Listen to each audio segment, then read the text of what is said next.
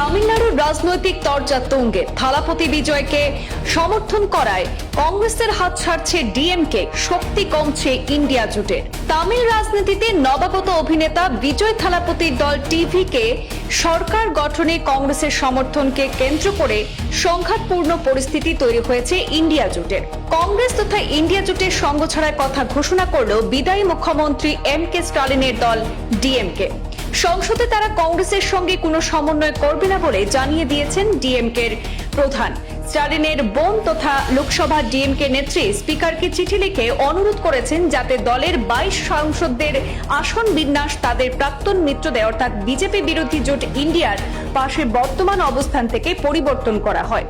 প্রসঙ্গত, দ্রাবিড় রাজনীতিতে 7 দশকের ডিএমকে এডিএমকে সমীকরণ তছনছ করে প্রথম স্থান পেয়েছে বিজয় থালাপতির দল টিভিকে। 234 আসনের তামিলনাড়ু বিধানসভায় সংখ্যাগরিষ্ঠতার জন্য প্রয়োজন 118টি আসন, কিন্তু কোন দল বা জোটই সংখ্যাগরিষ্ঠতা পায়নি। চিত্রতারকা বিজয়ের টিভিকে 108টিতে জিতে একক বৃহত্তম দল হয়েছে। ডিএমকে কংগ্রেস বাম জোট 74 এবং এডিএমকে বিজেপি জোট 53টি জিতেছে। ডিএমকে এককভাবে 59টি আসনে জিতলেও দলের প্রধান তথা বিদায়ী মুখ্যমন্ত্রী স্টালিন পরাজিত হয়েছেন। তার সহযোগী কংগ্রেস জিতেছে 5টিতে। অন্যদিকে প্রাক্তন মুখ্যমন্ত্রী পলানিস্বামীর দল এডিএমকে 47 এবং তার সহযোগী বিজেপি 1টিতে জিতেছে। তাদের আরো এক সহযোগী পিএমকে পেয়েছে 4টি। সব দলই যখন এমন কঠিন সমীকরণের মুখোমুখি, সেই সময় বিজয় থালাপতির দলকে সরকার গঠনে সমর্থন জানিয়েছে বাম কংগ্রেস। আর এরপরেই ঘরোয়া মতানৈক্য মাথাচাড়া দিয়েছে।